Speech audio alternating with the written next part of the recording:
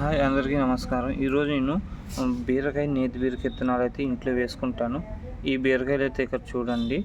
దానికోసం 1 day back ఏంటంటే మట్టిని బాగా గుల్లగా తవ్వుకున్నాను. తవ్వుకున్న చోట మనం కొంచెం హోల్ చేసుకుని సాయిల్ లూజ్ ఉండాలన్నమాట మొక్క రావడానికి. అప్పుడు కొంచెం 2 కన్నాలు నీళ్ళు పోసుకోండి. ఇది నేను చేసుకునే విధానం.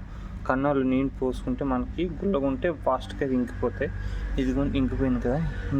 ఇలా ఇంకిపోయిన దగ్గర ఇదిగోండి ఇక్కడ బీర విత్తనం పెడుతున్నాను.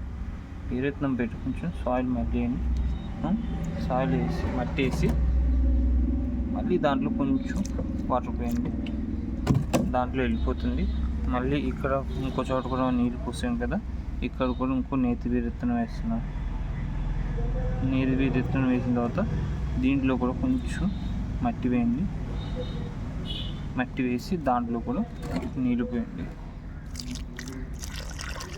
నీళ్ళు పోసినప్పుడు ఇంకో తీసుకోవాలని జాగ్రత్త ఏంటంటే విత్తనం అయితే పైకి తేలకుండా చూసుకోండి. ఒకవేళ తేలిందంటే అది మొలక రావడం కష్టం అన్నమాట.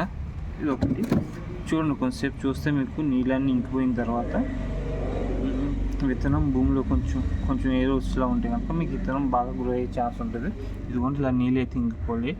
సాయిల్ లూజ్ ఉంటే వెంటనే నీళ్ళని ఇంకిపోతుంది. అలాగే 1 డే తర్వాత కూడా మళ్ళీ అలా వాటర్ అయితే వేసుకోండి. సాయిల్ లూజ్గా ఉండి వాటర్ వేసినప్పుడు అలా మెత్తగా ఉంటే ఏమవుతుందంటే మీకు మొలక రావడానికి ఫాస్ట్గా రావడానికి అవకాశం ఉంటుంది. ఇది విత్తనం వేసుకునే విధానం.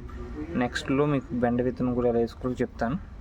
మీకు వీడియో ఇన్ఫర్మేషన్ మీ వీడియో నచ్చితే లైక్ చేయండి. అలాగే మీకు డౌట్స్ ఉంటే కామెంట్ చేయండి.